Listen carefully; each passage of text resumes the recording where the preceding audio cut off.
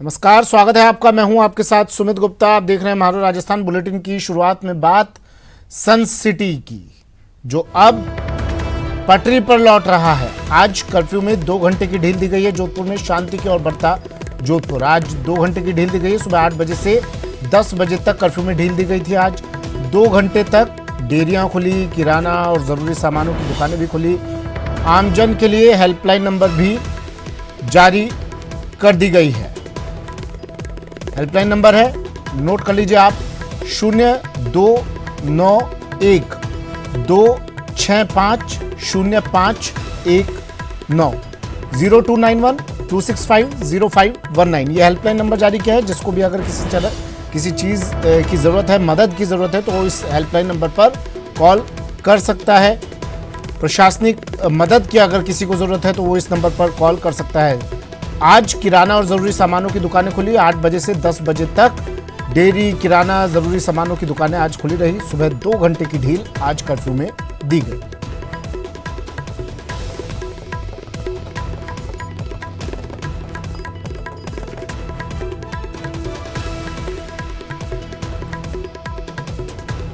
पटरी पर लौटती सन सिटी जोधपुर। आज 2 घंटे की ढील सुबह 8 बजे से 10 बजे तक कर्फ्यू में दी गई। डेयरी, किराना और जरूरी सामानों की दुकानें आज खुली रही। रंजन दवे मेरे सहयोगी जोधपुर से हमारे साथ सीधा जुड़ गए हैं। रंजन, राहत मिली होगी लोगों को इन 2 घंटों में? जी सुमित, निश्चित तौर पर राहत अवश्य मिली है। लोगों ने अपनी आवश्यक पूर्ति के सामानों के लिए घर से बाहर निकले हैं। 2 घंटे जो ढील मिली थी उसमें पूरी शांति भरा माहौल रहा था। और अगर अभी की बात करें, क्योंकि आज शुक्रवार है, जुमे की नमाज है, इसको लेकर के सवेरे जब हमारी पुलिस कमिश्नर नवज्योति गोगोई से बात हुई थी तो उन्होंने भी यह अपील की थी कि नमाज घरों में अदा करें। इस समय मैं आपको बताना चाहूँगा कि मैं मौजूद हूँ ईदगाह क्षेत्र पर, वही ईदगाह क्षेत्र जिसको लेकर के यह संपूर्ण घटनाक्रम और जो जालोरी गेट चौराहे से जुड़ी जो बात थी, यह पूरा घटनाक्रम सामने आया था। उसके बाद में एक छावनी में तब्दील किया गया था। और मैं बताना चाहूँगा कि ये जो पूरी रोड है, ईदगाह से जुड़ी जो पूरा मार्ग है, पूरी सन्नाटा पसरा हुआ है। कोई व्यक्ति यहाँ नज़र नहीं आ रहा है। और कर्फ्यू ग्रस्त क्षेत्र है। धारा 144 जो लगी है उसकी जो पालना की बात है वो कहीं ना कहीं नज़र आ रही है। और जो सरदारपुरा थाना क्षेत्र के हल्का का ये मामला है, तो जो दिनेश जी लखावत हैं, जो थानाधिकारी है, वे स्वयं इस जगह मौजूद हैं, मोर्चा संभालते हैं, वो संभाले हुए हैं। उनसे ही बात करते हैं क्या कुछ व्यवस्था रहने वाली है, किस तरीके के आदेश जारी किए गए हैं, क्या कुछ कहना है। शहर में शांति है पूर्णतः। और चूंकि कर्फ्यू लगा हुआ है उसमें भी आज हमने सुबह 8 से लेकर 10 बजे तक ढील दी थी आवश्यक सामग्री खरीदने के लिए। और अभी आज चूँकि शुक्रवार है और नमाज भी होनी है, तो अभी मौलवी साहब ने अपने स्तर पर ही इस तरह की घोषणा कर दी है कि सभी लोग घर पे रहकर नमाज अदा करें।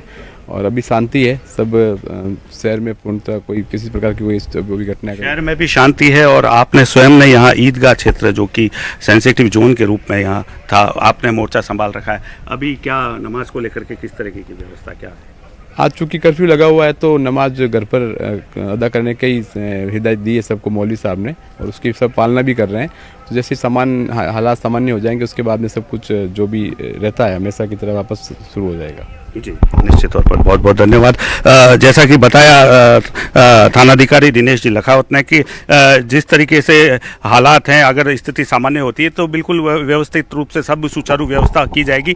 इससे पहले मैं आपको बताना चाहूँगा कि ये जो मार्ग आपको दिख रहा है यह ईदगाह से जुड़ा मार्ग है। और ईद के दिन ये संपूर्ण मार्ग, जो पूरी रोड है, इस पर लोग आए थे इबादत करने के बाद। इसके बाद से ये मेरे पीछे की तरफ जो मार्ग जाता है वो जालोरी गेट की तरफ जाता है। ये मार्ग दोनों तरफ से खुला है और दोनों तरफ पे बैरिकेड्स लगा करके बंद कर दिया गया है। लोग अपने घरों में मौजूद हैं और घरों में ही जुमे की जो नमाज है वो अदा की जाने की बात सामने आई है। तो कुल मिलाकर के शांति है और सड़कों पर सन्नाटा पसरा है।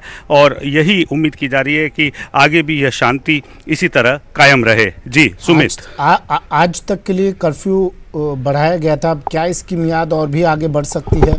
पहला सवाल ये। और दूसरा, इंटरनेट, उसको लेकर क्या आदेश? जी, जिस तरीके का, जी जी, अभी तक जो अपडेट मिला है उसके तहत आज मध्य रात्रि तक का ये जो समय है वो कर्फ्यू के लिए है। इसके बाद में शाम को पत्रकार वार्ता होगी, पूरे दिन का कंक्लूजन होगा, जो भी घटनाओं का अपडेट रहा है उसके बारे में जानकारी दी जाएगी। सवेरे बताना चाहूँगा संजय अग्रवाल खुद यहाँ मौके पर पहुँचे थे और मौके पर पहुँचने के बाद जालोरी गेट चौराहे से लेकर शहर के इलाकों में अलग अलग दौरों में गए थे। उसके बाद जो उन्होंने जानकारी दी थी उसको लेकर के शांति की बात कही गई है। अजान शुरू हो चुकी है और ईदगाह क्षेत्र से जुड़ा ये मामला है। यहाँ मैं बताना चाहूँगा कि सभी घरों में है जो अपनी नमाज अता कर रहे हैं। जी, इंटरनेट को लेकर कुछ आदेश आया, कोई खबर मिली क्या? उस पर पाबंदी आगे जारी रहेगी या उसे भी ढील दी जाएगी अब?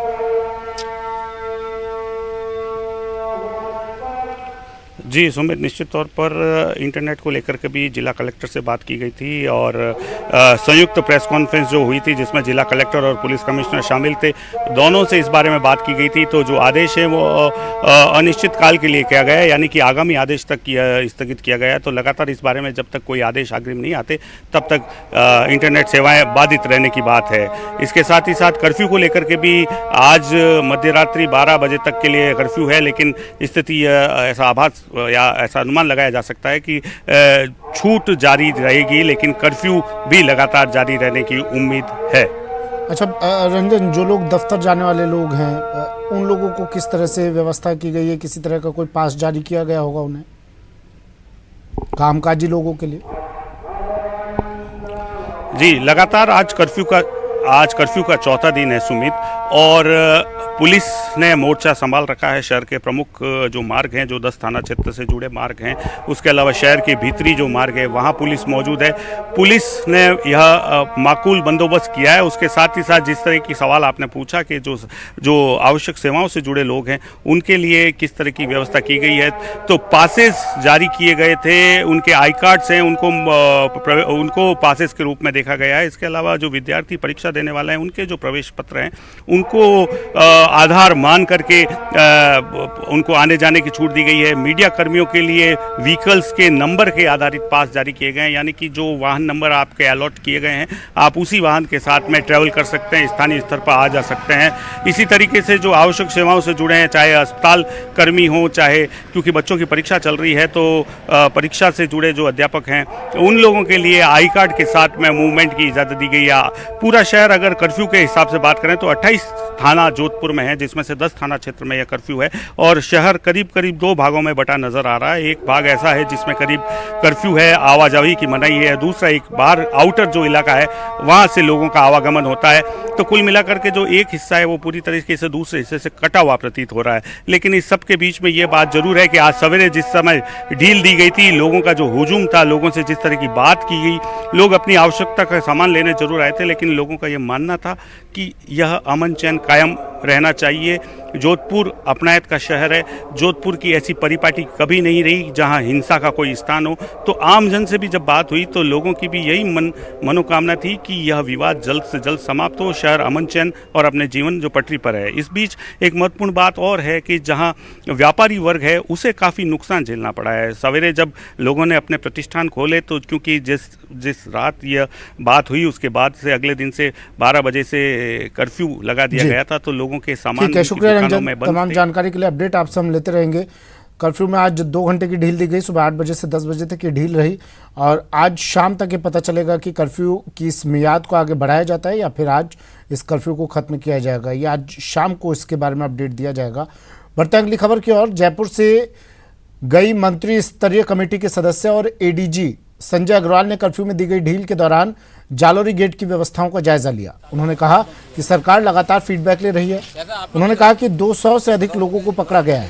उन्होंने लोगों से अफवाहों पर ध्यान न देने की अपील की। लोग का भाईचारे की यहाँ पे हमेशा से प्रथा चली आई है, आज की नहीं, सालों की है। आपको बताया था कल रात तक की फिगर्स हैं, 211 लोगों का अरेस्ट हुआ था, उसमें कुछ 151 में हुए हैं, कुछ केसेस में हुए हैं, और कुछ लोगों को बेल भी हुई है। उसमें लगभग 22-23 केसेस मुकदमे दर्ज हुए हैं और उस पर कार्रवाई चल रही है। देखिए, मैं तो आपसे एक निवेदन करना चाहूँगा, जोधपुर की भाईचारे की, जोधपुर में गंगा यमुना की तहजीब हमेशा रही है, एक मिसाल रहा है पूरे देश के लिए, और अगर कोई रूमर होता है, अगर कोई लोग अफवाह फैलाते हैं, उस पर विश्वास ना करें। कोई भी बात हो, आप जो नियरेस्ट आपके पुलिस के या प्रशासन के अधिकारी हैं उनसे आप पूछ लें, बट किसी भी अफवाह पे विश्वास ना करें। जैसे कि आज आपने देखा है, दो घंटे के लिए जब कर्फ्यू खुला, बिल्कुल पीसफुल था, उसमें कोई भी अव्यवस्था नहीं हुई, कोई भी ऐसा इंसिडेंट नहीं हुआ और कोई भी इसमें वायलेंस या कोई कुछ नहीं हुआ। जोधपुर शहर में सांप्रदायिक तनाव के बाद कर्फ्यू लागू किया गया था, जो आज रात 12 बजे तक के लिए लागू है। कर्फ्यू के साथ साथ यहां इंटरनेट सेवा भी बंद कर दी गई है। आज शुक्रवार है और इस वजह से प्रशासन की ओर से जुम्मे की नमाज को लेकर काफी सतर्कता बरती जा रही है। उधर मुफ्ती शेर मोहम्मद ने एक वीडियो जारी कर हिंदू और मुस्लिम समाज के लोगों से आपसी भाईचारा बढ़ाने की अपील की है। इसके साथ ही उन्होंने अपने समाज के लोगों से अपील करते हुए कहा कि कर्फ्यू एक कानून है जिसका पालन हमें करना है ताकि शहर का अमन चैन लौट पाए। मैं अपने जोधपुर के तमाम बाशिंदे, मुस्लिम हो या हिंदू भाई हो, उनसे अपील करना चाहता हूं कि अब तक जो माहौल 2 दिन में बना है, मेरी दरख्वास्त है कि जल्दी कोशिश फरमा कर आपस में मेल मोहब्बत के जज्बे को आगे बढ़ाकर, जैसे 2 दिन में हमने अमन का माहौल बनाया है, इसको कोशिश करके सच्चे दिल से मुकम्मल तौर पर इसको अमन के सांचे में ढालें। ये मेरी अपने तमाम मुसलमान भाइयों से और हिंदू भाइयों से अपील है। हम मिल करके अगर गश्त लगाएंगे तो इंशाल्लाह 1-2 दिन में पूरे जोधपुर का शहर का माहौल अमन वाला माहौल बन जाएगा और ये हमारी आपकी सबकी कोशिश होनी चाहिए। कर्फ्यू में मिली 2 घंटे की छूट के बाद लोगों ने राहत की सांस ली। सब्जी और किराने की दुकान पर खरीदारों की भारी भीड़ देखने को मिली। हालांकि प्रशासन के सिर्फ 2 घंटे छूट देने से लोगों को काफी परेशानी का भी सामना करना पड़ा। दुकानों में राशन का सामान जल्द ही खत्म होने लगा। सब्जी मंडी में सब्जियां पर्याप्त मात्रा में नहीं थी। बता दें, इस दौरान दुकानदार कालाबाजारी भी करते नजर आए। सब्जियों के भाव 2 गुने दाम पर बेचने लगे। वहीं कर्फ्यू में नेटबंदी के कारण बच्चों की पढ़ाई में भी काफी समस्या हो रही है। शहरवासियों ने प्रशासन से ढील और बढ़ाने की मांग की है। लोगों को उम्मीद है कि जल्द ही शहर में हालात वापस पहले जैसे हो जाएंगे।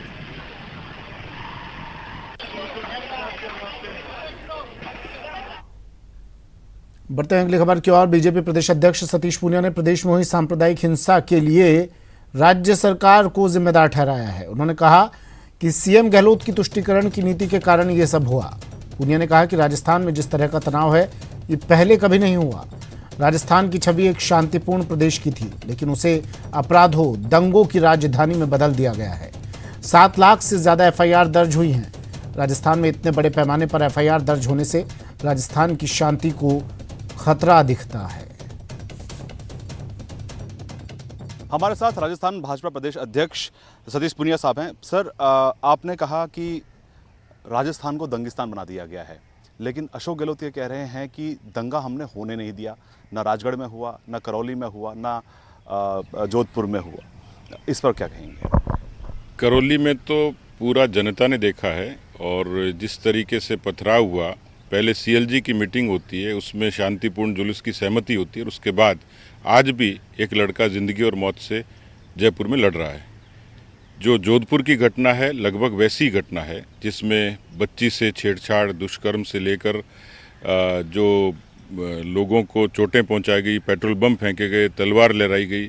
मैं खुद प्रत्यक्ष उन लोगों से मिल के आया हूं। तो जो सामने आंखों पर देखी है उसको इनकार कैसे करेंगे। लेकिन साफ तौर पर सरकार की इंटेलिजेंस की कमजोरी, मुख्यमंत्री की अपीजमेंट की पॉलिसी, उसके कारण ये सारी चीज़ें हुई है। इसलिए उनको लगता है कि ये दंगा तो नहीं कह सकते, क्योंकि दंगे में तो 2 पक्ष होते हैं। यहाँ तो केवल बलवा इसको कह सकते हैं और उससे यदि मुख्यमंत्री इनकार करते हैं तो मुझे लगता है कि गृह मंत्री के नाते वो अपनी जिम्मेदारी से भाग रहे हैं। उन्होंने ये भी कहा है कि जो भी वहाँ पर हिंसा हुई इन तमाम जगहों पर, उसमें कोई कैजुअलिटी नहीं हुई, कोई बड़ी हिंसक घटना नहीं हुई। वो किस बात का इंतजार कर रहे थे कि खुद के उनके गृह क्षेत्र में इस तरीके से एक शांतिपूर्ण शहर है उसमें आग लग जाए। करौली में कभी नहीं हुआ था, जोधपुर में कभी नहीं हुआ था। एक लंबी फहरिस्त है एक के बाद एक। इस तरीके से राजस्थान में जिस तरीके का तनाव हुआ है ये कभी नहीं होता था। राजस्थान की इमेज एक शांतिपूर्ण प्रदेश की थी, उसको एकदम अपराधों की राजधानी में बदल दिया, उसमें दंगों की राजधानी में बदल दिया। तो मुझे लगता है कि केवल उनकी बातें सियासी हैं, लेकिन धरातल पर जिस तरीके का दृश्य है वो डरावना भी है और दुर्भाग्यपूर्ण है। कैमरा पर्सन अनिल शर्मा के साथ शैलेंद्र वांगू, न्यूज़ 18 नेटवर्क, नई दिल्ली।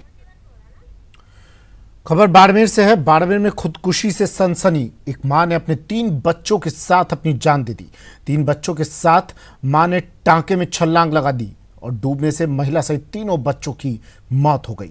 बायतू थाना इलाके के अकदड़ा गांव की यह घटना है। बड़ी खबर बाड़मेर से। बाड़मेर में टांके में डूबने से महिला की मौत, महिला सहित 3 बच्चों की मौत। एक महिला ने खुदकुशी की यहां पे अपने 3 बच्चों के साथ। बाड़मेर से ये दिल दहला देने वाली वारदात। ये खबर 3 बच्चों के साथ एक मां ने लगाई टांके में छलांग, तीनों बच्चों की मौत। गांव की इतला अभी सुबह पुलिस को इतला मिली थी, तो मौके पे अभी एसएचओ पहुंच गए हैं और महिला और उसके 3 बच्चियां थी, उनकी बॉडी टांके में है। तो अभी प्रारंभ से हमने पीर पक्ष को इतला दी है और पीर पक्ष के आने के बाद में जैसी भी जो अग्रिम कार्रवाई वो की जाएगी। अभी उसके 3 लड़कियां हैं और 1 लड़का है, और पति क्या काम करता है नहीं करता है, वो कहाँ था, वो अभी सब चीज़ें अभी पता कर रहे हैं, अनुसंधान। बच्चे मृतका की एज है 27-28 साल और 4 बच्चे हैं, जिसमें 1 लड़का और 3 लड़कियां हैं, तो बच्चे छोटे ही हैं।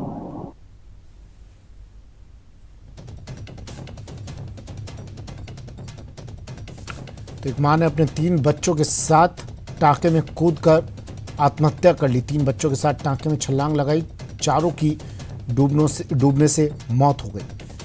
अब पुलिस पूरे मामले की जांच कर रही है। क्यों ये कदम इस महिला ने उठाया, पूछताछ की जा रही है, आसपास के लोगों से बात की जा रही है। बड़ी खबर है, दिल दहला देने वाली खबर है इस वक्त की। बाड़मेर से एक महिला ने अपने बच्चों के साथ की खुदकुशी।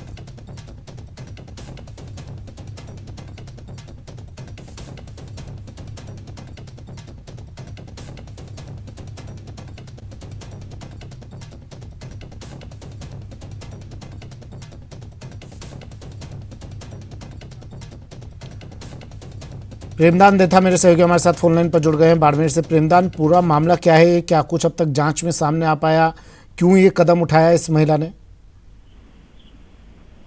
देखिए, मैं आपको बताना चाहूंगा कि हालांकि पुलिस पहुंची है, परिजनों के पहुंचने के बाद में, पीर पक्ष के पहुंचने के बाद में उनके शवों को अभी बाहर निकाला गया है।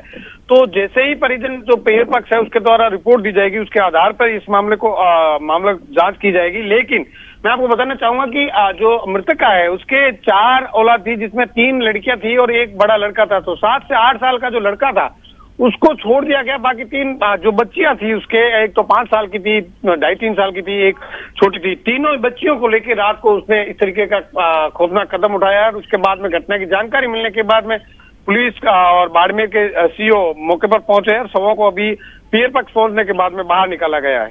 जी, कारणों का पता चल पाया प्रेमदान? देखिए, अभी तक जो प्रारंभिक तौर पे चीजें निकल के सामने आई उसमें ये है कि हालांकि जो ग्रामीणों का कहना है, उनका ये कहना है कि रात को ही खाना खा के सोए थे, सुबह नहीं मिले तब इधर उधर ढूंढा। लेकिन जो चीजें निकल के सामने आई कि पारिवारिक कलह की वजह से ये कदम उठाया गया है। जी ठीक है, शुक्रिया प्रेमदान तमाम जानकारी के लिए। बाड़मेर से सहयोगी प्रेमदान देथा फोनलाइन पर जुड़े बता रहे थे। शुरुआती जांच में ये सामने आ रहा है कि पारिवारिक कलह के कारण महिला ने कदम उठाया, अपने 3 बच्चों के साथ टांके में कूदकर आत्महत्या कर ली।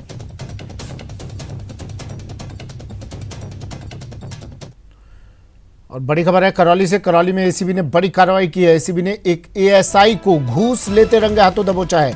नादौती के कस्बा शहर पुलिस चौकी का ये पूरा मामला है। एएसआई सुरेश चंद्र को गिरफ्तार किया है। एसीबी ने 5,000 की रिश्वत देते इसे गिरफ्तार किया है। एसीबी डीएसपी अमर सिंह के नेतृत्व में ये कार्रवाई की गई। बड़ी खबर टीवी स्क्रीन पर।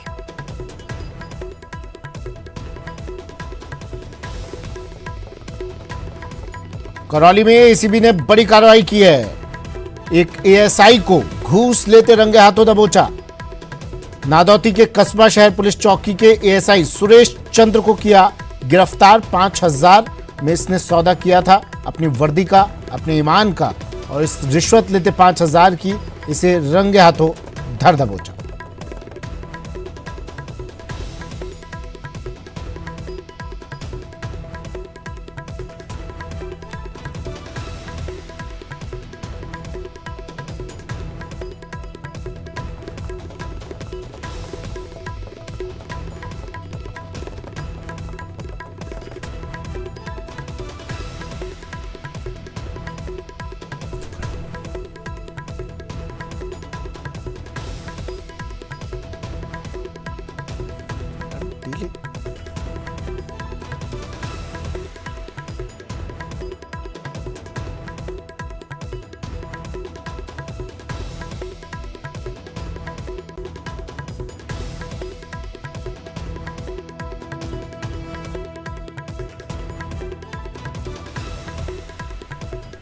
धर्मेंद्र मेरे सहयोगी हमारे साथ फोन लाइन पर जुड़ गए। धर्मेंद्र, अपडेट दीजिए मामले पर।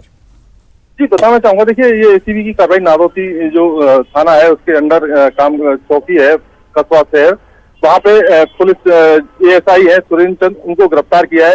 करौली डीएसपी अमर सिंह के नेतृत्व में कार्रवाई की गई है। एक मामले को रफा दफा करने के एवज में 5,000 रुपए की रिश्वत मांगी थी और उसको लेकर परवादी ने करौली डीएसपी के समक्ष परवाद दिया था और आज सुबह रंगे हाथों इसको गिरफ्तार किया है और एसीबी की कार्रवाई अभी जारी है। जी ठीक है, शुक्रिया धर्मेंद्र।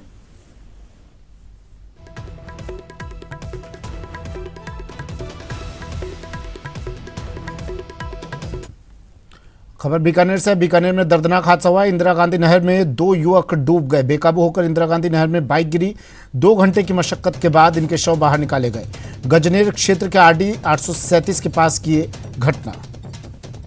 बड़ी खबर बीकानेर से। दर्दनाक हादसा। इंदिरा गांधी नहर में डूबे 2 युवक। बेकाबू होकर एक बाइक इस नहर में गिरी। 2 घंटे की मशक्कत के बाद शवों को बाहर निकाला गया। हादसे के बाद देखिए मौके पर भीड़ जमा हो गई।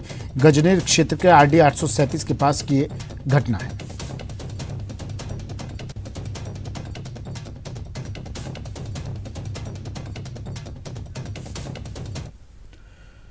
जयपुर पुलिस की गिरफ्त में लुटेरा गैंग आई है। हत्थे चढ़ी है जयपुर पुलिस के लुटेरा गैंग। गिरोह में शामिल 4 बदमाश गिरफ्तार किए गए हैं।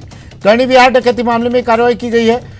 गैंग को नेपाल बॉर्डर के पास पकड़ा गया है। 2 मई की रात को यह वारदात हुई थी। नेपाली नौकरों ने इस वारदात को अंजाम दिया था। बड़ी खबर जयपुर पुलिस की गिरफ्त में गैंग, लुटेरा गैंग जयपुर पुलिस की गिरफ्त में। लुटेरों की गैंग, 4 बदमाश गिरफ्तार। इस गैंग के करनी विहार डकैती मामले में कार्रवाई पुलिस ने बड़ी कार्रवाई की। नेपाल बॉर्डर के पास इस गैंग के बदमाशों को गिरफ्तार किया गया। 2 मई की रात को यह वारदात को अंजाम देकर फरार हुए थे। नेपाली नौकरों ने इस वारदात को अंजाम दिया था।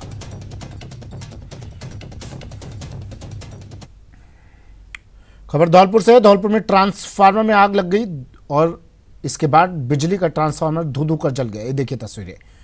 फायर ब्रिगेड को सूचना दी गई। इसके बाद दमकल की गाड़ी मौके पर पहुंची और आग पर काबू पाया। शहर के गडरपुरा तिराहे की ये घटना है। आग के कारणों का फिलहाल पता नहीं चल पाया, लेकिन शुरुआती कारण यही बताया जा रहा है तेज गर्मी, भीषण गर्मी है और इस वजह से इस तरह की तस्वीरें अब आम हो गई है।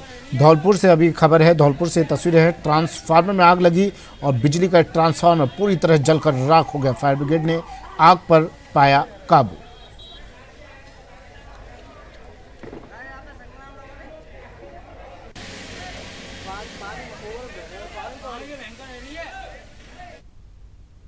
वहीं झुंझुनू के चिड़ावा में रेलवे स्टेशन के पास सुल्ताना रोड स्थित अनाज मंडी के पास गुरुवार देर रात को अचानक आग लग गई। आग लगने से अनाज मंडी के आसपास अफरा तफरी का माहौल हो गया, जिसके बाद लोगों ने चिड़ावा नगर पालिका को इसकी सूचना दी, लेकिन चिड़ावा नगर पालिका की दमकल खराब होने की वजह से उसकी जगह सूरजगढ़ नगर पालिका की दमकल को बुलाया गया और फिर सूरजगढ़ नगर पालिका की दमकल मौके पर पहुंची और घंटे भर की मशक्कत के बाद आग पर काबू पाया गया।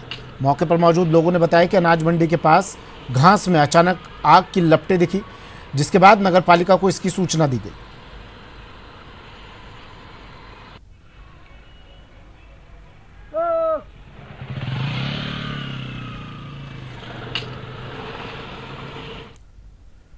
भैरू गुर्जर की कोर्ट में आज पेशी हुई। 3 दिन के रिमांड पर कोर्ट ने भैरू गुर्जर को भेज दिया है। रावत भाटा कोर्ट ने 3 दिन के रिमांड पर भैरू गुर्जर को भेजा है। पुलिस रिमांड पर अब भैरू से पूछताछ होगी। कल पुलिस ने भैरू गुर्जर को मंडाना के जंगलों से गिरफ्तार किया था। घने जंगलों में 1 महीने से फरारी काट रहा था शातिर बदमाश भैरू गुर्जर। ये हिस्ट्री शीटर देवा गुर्जर हत्याकांड में मुख्य आरोपी है। पुलिस ने पिछले 1 महीने से कोशिशें कर रही थी पुलिस, और आखिरकार कल भैरू गुर्जर के गिरबां तक पुलिस के हाथ पहुंचे। 1 महीने तक ये चेहरा देखिए, चेहरे से मासूम सा दिखाई देने वाला ये व्यक्ति 1 महीने से पुलिस को छका रहा था। पुलिस की नाक के नीचे से फरार हुआ और पुलिस कुछ नहीं कर पाई। लकीरें पीट रही थी पुलिस 1 महीने से, और ये व्यक्ति पुलिस को चकमा देकर आराम से फरारी काट रहा था। ये देखिए तस्वीर इसकी, भैरू गुर्जर की। अब कोर्ट ने इसे पुलिस रिमांड पर भेजा है। पुलिस रिमांड पर अब इससे पूछताछ की जाएगी।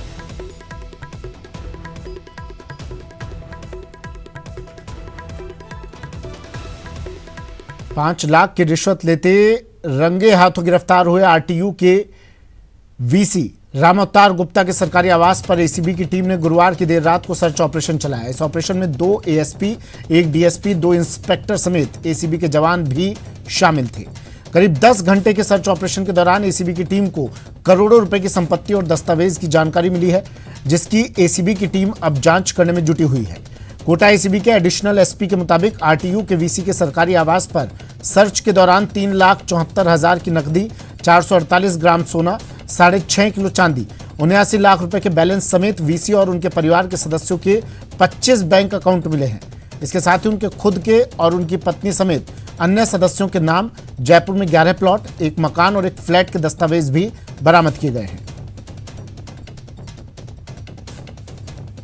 हाउस सर्च जो आज सरकारी आवास आरटीयू में चल रही थी, जो वीसी ट्रैप है उनके यहाँ, तो उसके दौरान 3,74,000 करीब कैश मिला है, जिसके अतिरिक्त 458 ग्राम सोना, तकरीबन 6 किलो 670 ग्राम चांदी और 11 प्रॉपर्टी के कागजात जयपुर में, फ्लैट और मकान, और इसके अतिरिक्त इनके जो परिवार वाले हैं उनके करीब 25 खातों में 79 लाख के करीब पैसे बैलेंस होने की जो हमारे पास मिली है, हमें जो जानकारी मिली है।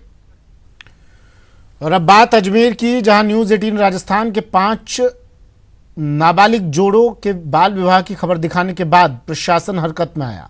एसपी के निर्देश के बाद पुष्कर थाना पुलिस ने पड़ताल की और 5 नाबालिग जोड़ों में से एक जोड़े के पिता के खिलाफ मुकदमा दर्ज किया।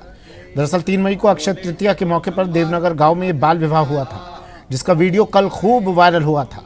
फिलहाल पुलिस 4 अन्य बाल विवाह वाले जोड़ों की पड़ताल में जुट गई है।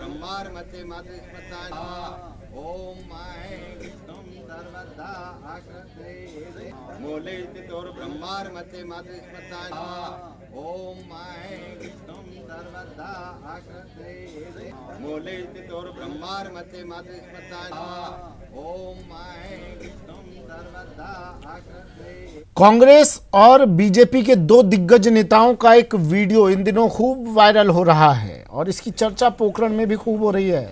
दरअसल प्रदेश सरकार में कैबिनेट मंत्री सालेह मोहम्मद और बीजेपी के कद्दावर नेता पूर्व विधायक सांग सिंह भाटी दोनों ने एक शादी समारोह में पहुंचे थे। यहीं इन दोनों नेताओं के बीच बहस हो गई थी और अब उसी बहस का वीडियो सोशल मीडिया पर जमकर वायरल हो रहा है। इस वीडियो की न्यूज 18 राजस्थान पुष्टि नहीं करता है, लेकिन उस वीडियो में सालेह मोहम्मद की ओर से एक शादी समारोह में आरोप लगाते हुए कहा गया था कि पूर्व विधायक सांग सिंह भाटी सोलर कंपनियों को जमीन आवंटन के खिलाफ धरना दे रहे हैं, तो दूसरी तरफ उनका बेटा सोलर कंपनी में ठेकेदारी कर रहा है। इस पर पूर्व विधायक सांग सिंह भाटी कांग्रेस राज में सोलर कंपनियों को जमीन आवंटन करने का आरोप लगाया।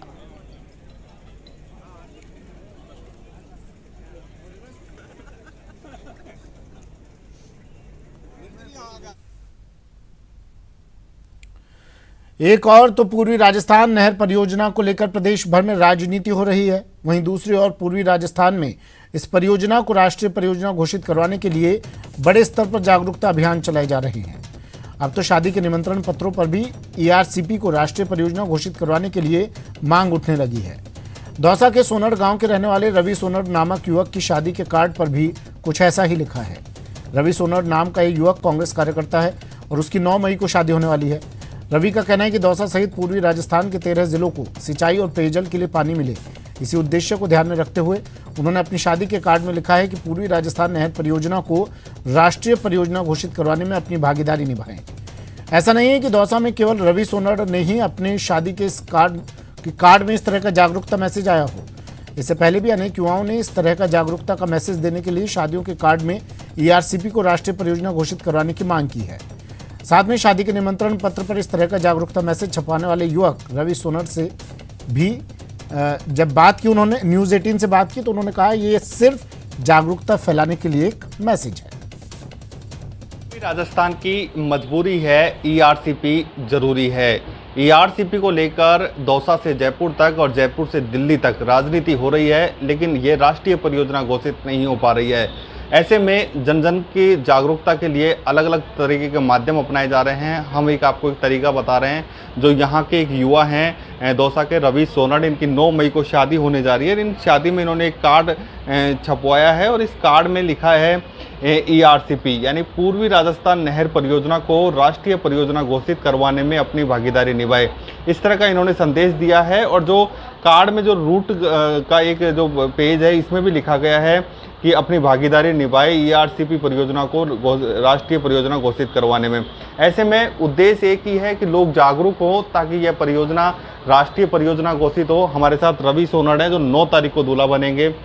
क्या सोच लेकर आपने इस कार्ड को ऐसे छपवाया है? हमारे जो पूर्वी राजस्थान में किसानों की सबसे बड़ी समस्या है पानी की समस्या, वो समस्या तब पूरी होगी जब खत्म होगी जब यहाँ पूर्वी राजस्थान में पूरी ये नहर परियोजना आ जाएगी। अब जो केंद्र सरकार है इसको राष्ट्रीय परियोजना घोषित करे और ये तब घोषित होगी जब हमारे जो प्रत्येक किसान, प्रत्येक युवा इस मुद्दे को उठाएगा ज़मीनी स्तर से और इस मांग को पूरी करवाने में अपनी भागीदारी निभाएगा। तो हमारी यही मांग है, हम धरातल पर इस आंदोलन को शुरुआत करेंगे। हमारा नया प्रयास यही रहेगा कि जो हमारी आने वाली पीढ़ी है उनका भविष्य सुरक्षित हो। तो पानी की समस्या है जिसके कारण हमारी जो उपजाऊ ज़मीन है वो बंजर पड़ी है, वो जो ज़मीन सिंचित हो जाएगी तो हमारे युवा किसान सब संपन्न हो जाएंगे और रोज़गार की बेरोज़गारी की जो समस्या है वो ख़त्म हो जाएगी। इसी के साथ हमने इस अभियान की शुरुआत की है, जागरूकता अभियान की। आप सभी साथी इससे जुड़े और इस योजना को राष्ट्रीय परियोजना घोषित करवाने में अपनी भागीदारी निभाए। आशीष शर्मा, न्यूज़ 18 दौसा। बीजेपी प्रदेश अध्यक्ष सतीश पूनिया ने गहलोत सरकार पर हमला बोला है। उन्होंने ट्वीट कर लिखा कि मुख्यमंत्री जी, आप हर बार अपनी इंटेलिजेंस फेलियर को छुपाने के लिए हमारे माथे आरोप मढ़ते हो। PFI को रैली की छूट आप देते हो। रामनवमी के जुलूस पर पत्थरबाजी का पूरा राजस्थान गवाह है। आप कहते हैं कि ये भाजपा करवाती है। अगर वाकई आपके पास भाजपा के शामिल होने के सबूत हैं तो करिए कार्रवाई।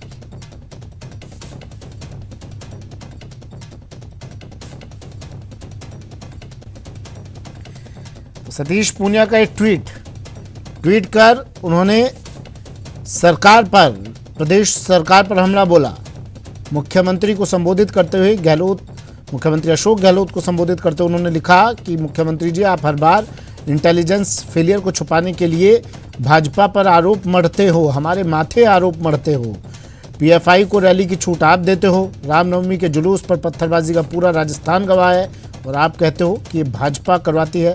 अगर भाजपा के खिलाफ आपके पास सबूत है तो कीजिए कार्रवाई। चलिए, प्रेस कॉन्फ्रेंस कर रही है पुलिस डकैती मामले के खुलासे पर। ये FSL टीम को बुलाया गया, डॉग स्क्वाड को बुलाया गया, परिवादी से बात की गई तो ये निकल के सामने आया कि उनके घर में रहने वाले नौकरों ने बाहर से कुछ अन्य नेपालियों को बुलाकर उनके घर में डकैती की वारदात को अंजाम दिया गया है। क्योंकि घटना काफ़ी सनसनीखेज थी, काफ़ी बड़ी वारदात थी जयपुर सिटी के अंदर, उसको देखते हुए वेस्ट ज़िले की पूरी पुलिस, चाहे वो DST टीम हो, अपने थाना की टीम हो और वेस्ट ज़िले की पूरी टीम की विभिन्न टीमों को इसमें बनाया गया।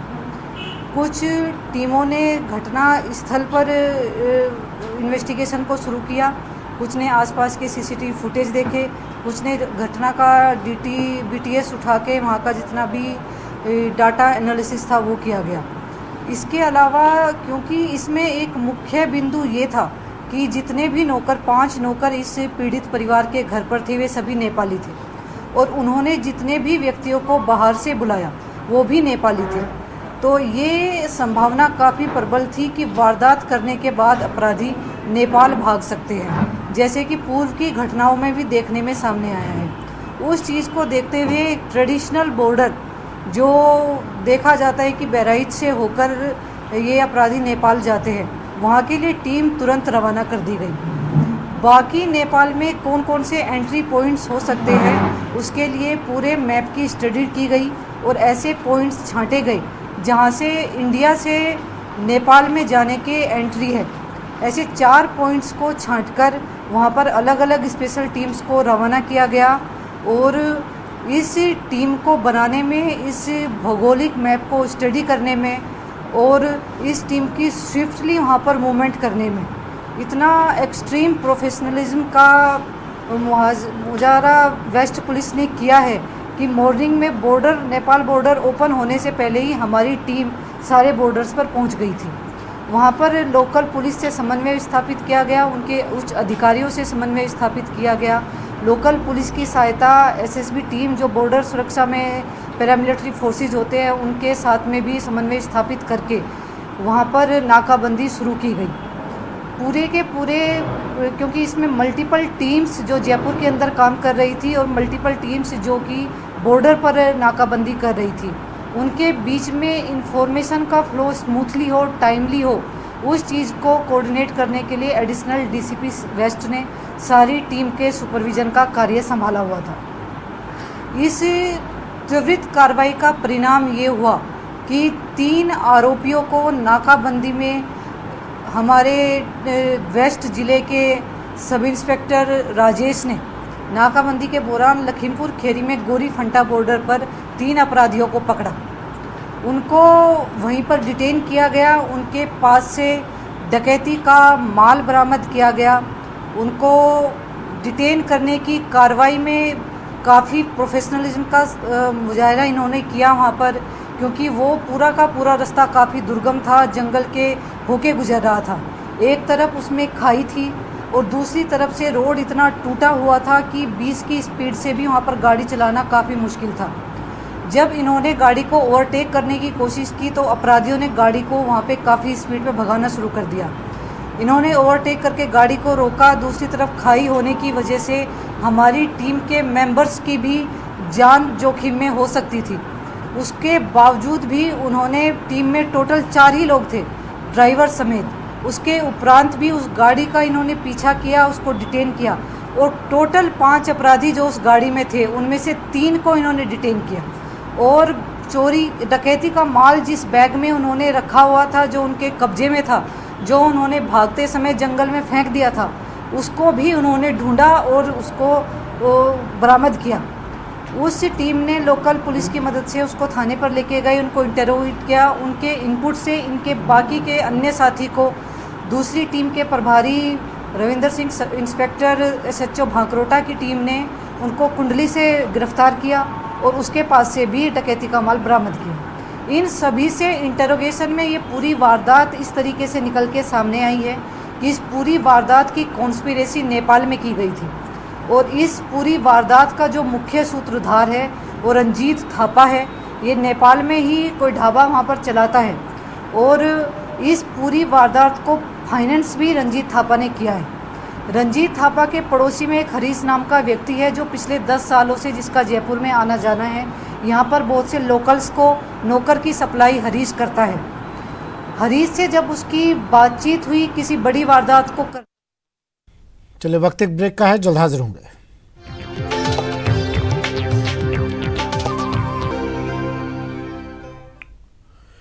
ब्रेक के बाद स्वागत है आपका और बात आज फिर से CHA की, कोविड स्वास्थ्य सहायकों की, जो बिना समाधान धरने के पर बैठे हैं और आज 36वां दिन है। 36 दिन से लगातार इनका धरना जारी है और सवाल सिर्फ एक ही पूछ रहे हैं लोग कि कब बनेगी बात।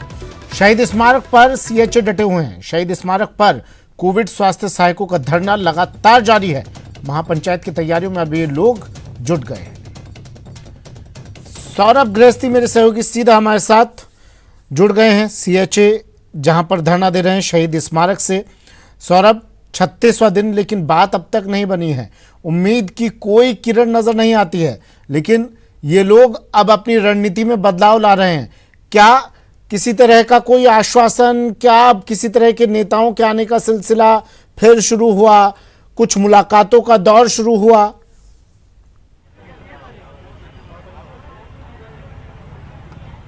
जी बिल्कुल, देखिए आंदोलन लगातार जारी है और वार्ता और आश्वासन दोनों ही अब इस शहीद स्मारक से नदारद हो चुके हैं। यहाँ पर जो तमाम कोविड स्वास्थ्य बैठे हैं उनकी जो शुरुआत में बातचीत हुई थी, उसके बाद किसी भी प्रकार की बातचीत अब अधिकारियों से और ना नेताओं से जो है वो हो पा रही, क्योंकि जिस प्रकार का आश्वासन इनको मिला था वो आश्वासन जो है वो पूरा नहीं हुआ है और उसकी नाराजगी साफ तौर पर इन कोविड स्वास्थ्य सहायकों पर देखने को मिल रही है और इनका आक्रोश जो है वो साफ तौर पर अब महापंचायत और 13 तारीख को जो उदयपुर में चिंतन शिविर होने जा रहा है उसको लेकर बन गया है और वहाँ पर उसको लेकर अब रणनीति जो है वो तैयार की जा रही है कि किस तरह से महापंचायत जयपुर में की जाए और उसके बाद उदयपुर जाकर जो है वो चिंतन शिविर में जो है वो घेराव जो है वो किया जाए। तो आप देख सकते हैं तस्वीरें साफ तौर पर किस प्रकार से इनके हौसले जो है वो कम होने का नाम नहीं ले रहे हैं। तमाम जो कोविड स्वास्थ्य सहायक हैं वो दिन भर जो है वो इसी तरह से नारेबाजी जो है वो यहाँ पर करते हैं। कुछ कोविड स्वास्थ्य सहायिका हैं, उनसे बात करने की कोशिश करते हैं। किस प्रकार की परेशानियां आप लोगों को यहाँ पर झेलनी पड़ रही है, क्योंकि इतने दिन से कोई वार्ता तो हो नहीं पाई है।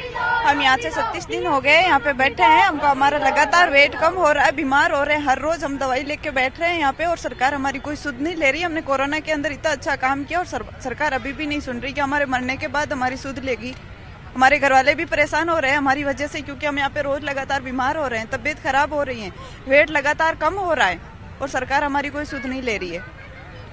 आप लोगों की जिस प्रकार की मांग है वो जो है वो रेगुलर तो नहीं की जा सकती, फिर आप इतनी जीत करके क्यों बैठे हैं आप लोग यहाँ? रेगुलर क्यों नहीं किया जा सकती? एक्सटेंशन क्यों बढ़ाया उन्होंने, क्यों नहीं की जा सकती? हमें 2 बार की बढ़ाया, हमसे पूछ के थोड़ी किया था। ऐसे हैं पूछ के करते भाई आपको आगे हम ऐसे कर देंगे तो हम आगे ज्वाइन देते, अपनी सेवा देते नहीं देते। अपने 3 महीने का हम अदर ज्वाइन का अपना प्राइवेट हॉस्पिटल में ज्वाइन कर रहे थे तो हम 3 महीने के लिए छुट्टी लेके आए, तो 9 महीने हो गए थे हमको उनसे वहाँ से, तो हम वैसे ही हट गए। तो हम ऐसे थोड़ी होता कि वहाँ से हमको उसने पूछा थोड़ी कि आपका बढ़ा रहे हैं तो आप आगे करोगे, नहीं करते, हम नहीं करती क्या पता। तो इसमें हमारी थोड़ी है, उनको सोचना चाहिए माननीय मुख्यमंत्री। आप कहाँ से आए हैं और किस प्रकार की समस्याएं यहाँ पर झेल रहे हैं? झुंझुनू डिस्ट्रिक्ट से हैं सर। हम 36 दिन से यहाँ बैठे हैं। हमारे बच्चे हैं छोटे छोटे, उनको छोड़ के हम यहाँ बैठे हैं। बच्चों के सामने बच्चे बीमार हो रहे हैं घर में, उनको दिखाने वाला कोई नहीं, घर संभालने वाला कोई नहीं। फिर भी हम सोच रहे हैं कि क्या पता गहलोत सरकार को हमने ऐसे कौन सी गलती की है, कौन सा काम नहीं किया सरकार के लिए जिसके लिए हमें आज ही हर्जाना भुगतना पड़ रहा है। क्या लगता है इसे 36 दिन हो चुके हैं, अब आपको उम्मीद लगती है कि आपका काम ये जो मांग है वो पूरी होगी? हमारे 8 साल का बच्चा सर मैं चूरू डिस्ट्रिक्ट से सरदार सर ब्लॉक से हूँ और हमें 36 दिन हो गए यहाँ बैठे हुए और हमने बहुत अच्छा काम किया। NCD सर्वे किया, डेंगू में भी किया, प्लस पोलियो में भी हमारी ड्यूटी लगाई गई। मतलब जो काम थे वो हॉस्पिटल में सारे काम करवाए गए हमसे। और अब हम 36 दिन से यहाँ पे बैठे हैं। हमें बुखार भी होकर ठीक हुआ है, परंतु फिर भी हमारी सरकार नहीं सुन रही है। सरकार कब तक नहीं सुनेगी? जब तक सरकार हमारी नहीं सुनेगी तब तक हमें यहीं बैठे रहेंगे, सुनना पड़ेगा सरकार को। यहीं बैठे रहेंगे, नहीं जाएंगे घर? हम घर नहीं जाएंगे क्योंकि हमें आज 36 दिन हो गए हैं और हमारे घर परिवार में कई सारी प्रॉब्लम्स आ रही हैं। आज भी मेरा भाई एक्सपायर हुआ है, उसके बाद में भी मैं यहाँ पे बैठी हुई हूँ। हम हमारे हक लिए बिना कहीं नहीं जाएंगे, चाहे कुछ भी हो जाए। हक लिए बिना नहीं जाएंगे? हक लिए बिना। मैं बूंदी डिस्ट्रिक्ट से कापरेन ब्लॉक से हूँ। हम हक लेके ही जाएंगे। जब मैं मेरे भाई को खोकर यहाँ पे बैठी हूँ, क्या जननायक जी को ये नहीं दिखता कि महिलाएं यहाँ पे बैठी हुई है? 36 दिन हो गए उनको। क्या हुआ आपके भाई को? आज मेरा भाई दुनिया छोड़ के चला गया है। देखिए सुमित, अब ये तकलीफ जो है वो यहाँ पर है और ये एक जिद है कि धरने पर लगातार बैठे हुए हैं और मांग जो है वो जब तक पूरी नहीं हो जाती तब तक जो है वो आंदोलन जो है वो जारी रखा जाएगा। इतनी बड़ी संख्या में आप लोग यहाँ पर बैठे हैं, क्या कोई रास्ता निकलता हुआ नजर आ रहा है? और इतने लोग 7 लोगों को लेकर यहाँ बैठना, किस प्रकार की मुश्किलें आप लोगों को आ रही है? देखिए मुश्किलें तो बहुत आ रही हैं। 50 डिग्री टेम्परेचर पे जब कोई कूलर में नहीं रह सकता, तब हम यहाँ पे धूप में इतनी मतलब खुले आसमान के नीचे तपती धूप में बैठे हुए हैं और इस गर्मी को झेल रहे हैं। नीचे से ये जलन मतलब जल रही है, जमीन जल रही है, ऊपर से सूर्य तप रहा है। तो इस स्थिति में हम यहाँ पे बैठे हुए हैं तो मतलब बहुत सी प्रॉब्लम आ रही हैं। एक टाइम खाना खा के हम यहाँ पे वो ये कर रहे हैं। एक तरीके से मतलब ये एक अनशन टाइप पकाई हो गया, क्योंकि एक टाइम खाना खाते हैं।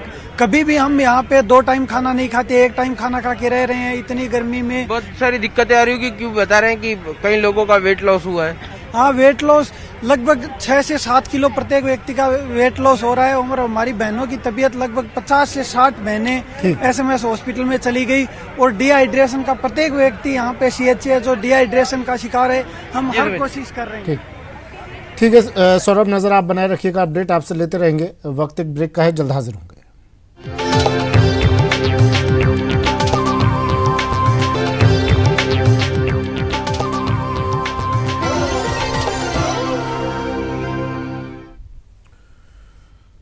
ब्रेक के बाद स्वागत है आपका। बड़ी खबर है, कांग्रेस में बड़ा बदलाव। नव संकल्प शिविर के बाद कांग्रेस में बड़ा बदलाव हो सकता है। मिशन 2023 में ज्यादा सक्रियता से अब पार्टी जुटने वाली है। बीजेपी की तर्ज पर कांग्रेस में भी माइक्रो मैनेजमेंट होगा। कांग्रेस संगठन में छोटे छोटे ब्लॉक बनाए जाएंगे। हर ब्लॉक को 10 से 12 हिस्सों में बांटा जाएगा। अभी प्रदेश कांग्रेस संगठन में 400 ब्लॉक है। नई प्रक्रिया से करीब 4000 सब ब्लॉक हो जाएंगे। सब ब्लॉक स्तर पर कार्यकारिणियों का गठन होगा। ज्यादा कार्यकर्ताओं को संगठन में एडजस्ट किया जाएगा।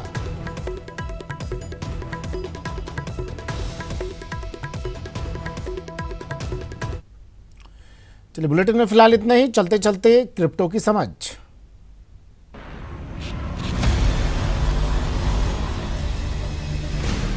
Z and news 18 network present crypto की समझ। नमस्कार, स्वागत है आप सबका जेपे एंड न्यूज़ 18 प्रेजेंट क्रिप्टो की समझ के इस एपिसोड में। मैं हूं आपके साथ शिप्रा झा। हम आपको बताते हैं क्रिप्टो जगत की अहम खबरें और जानकारियां। तो आइए नजर डालते हैं क्रिप्टो से जुड़ी कुछ खास खबरों पर। युगा लैब्स को Otherside virtual land sale से $400 मिलियन मिलने की उम्मीद है। कंपनी ने अदर साइड की लैंड डीड के लिए 55,000 से ज्यादा के नॉन फंजिबल टोकन्स NFT की नीलामी शुरू कर रही है, जिससे इसे $300 मिलियन मिलने की उम्मीद है। इस घोषणा के बाद एप कॉइन के वैल्यू में काफी बढ़ोतरी देखी गई है, लेकिन कई लोगों का मानना है कि नीलामी के बाद मूल्य में गिरावट आ सकती है। हालांकि अदर साइड ने अभी तक ये तय नहीं किया है कि गेमिंग में ये क्या कुछ ऑफर कर सकता है, लेकिन फिर भी इसे लेकर मार्केट में एक्सपेक्टेशंस काफी बढ़ गई है। ये युगा लैब्स के लिए अपने हाईली एक्सक्लूसिव ऐप NFTs से परे NFTs के लिए एक ब्रॉडर प्लेटफॉर्म बनाने का एक अच्छा मौका है। ये प्लेटफॉर्म दूसरे पॉपुलर NFT कलेक्शंस जैसे वर्ल्ड ऑफ विमेन और कूल कैट्स को इंटीग्रेट करेगा। इसका मतलब यह है कि इनके NFT होल्डर्स अदर साइड में अपने कैरेक्टर में रहकर खेल सकते हैं। बंगाल के ठग को लोगों से 3000 करोड़ रुपए की ठगी करने के आरोप में गिरफ्तार किया गया। देश के अब तक के सबसे बड़े साइबर धोखाधड़ी मामलों में से एक में बरेली पुलिस ने वेस्ट बंगाल बेस्ड मंजरुल इस्लाम द्वारा संचालित किए जा रहे एक बड़े घोटाले का खुलासा किया है, जिसने पूरे देश में करीब 3000 करोड़ रुपए की ठगी को अंजाम दिया है। राज्य के साइबर क्राइम विंग के अधिकारियों ने कहा कि साइबर धोखाधड़ी से मिले पैसों को क्रिप्टो करेंसी, वर्चुअल करेंसी के रूप में चाइना, मलेशिया और फिलीपींस जैसे देशों में ट्रांसफर किया गया था। कहा जा रहा है कि मंजरुल के गिरोह ने कोरोना काल के दौरान जॉब क्राइसिस का फायदा उठाया, जब कई लोगों की नौकरी चली गई थी। गिरोह ने अमेजन, फ्लिपकार्ट और ई-वॉलेट जैसे बड़े नामों का हवाला देते हुए नौकरी चाहने वालों को रोजगार देने का वादा किया और इस प्रक्रिया में उनसे करोड़ों की ठगी की।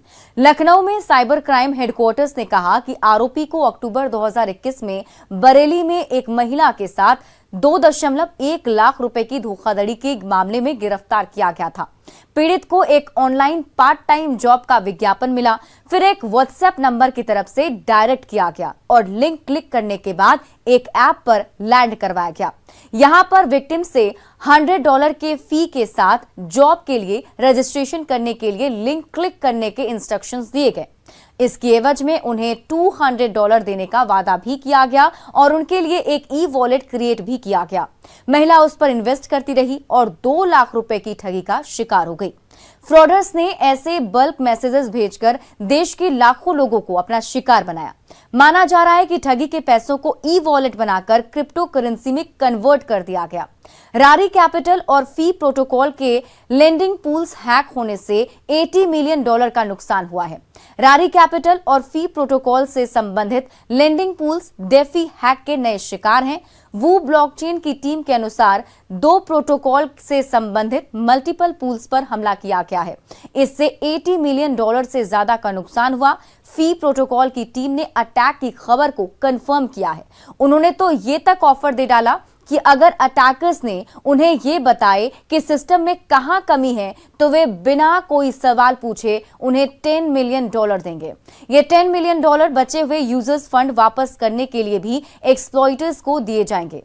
रारी कैपिटल और फी प्रोटोकॉल दोनों पर $80 मिलियन का ये attack North Korean state sponsored Lazarus group द्वारा किए गए रिकॉर्ड तोड़ $615 मिलियन एक्सी इन्फिनिटी हैक के ठीक 1 महीने बाद हुआ। चैनलिसिस की एक रिपोर्ट की माने तो 2021 हैकर्स के लिए शानदार रहा, जहां वे $3.2 बिलियन वर्थ की क्रिप्टो करेंसी हैक करने में कामयाब रहे। क्रिप्टो की समझ के आज के एपिसोड में फिलहाल इतना ही। उम्मीद करते हैं कि ये जानकारी और खबरें आपको एक बेहतर क्रिप्टो निवेशक बनाने में मददगार साबित होगी। नमस्कार।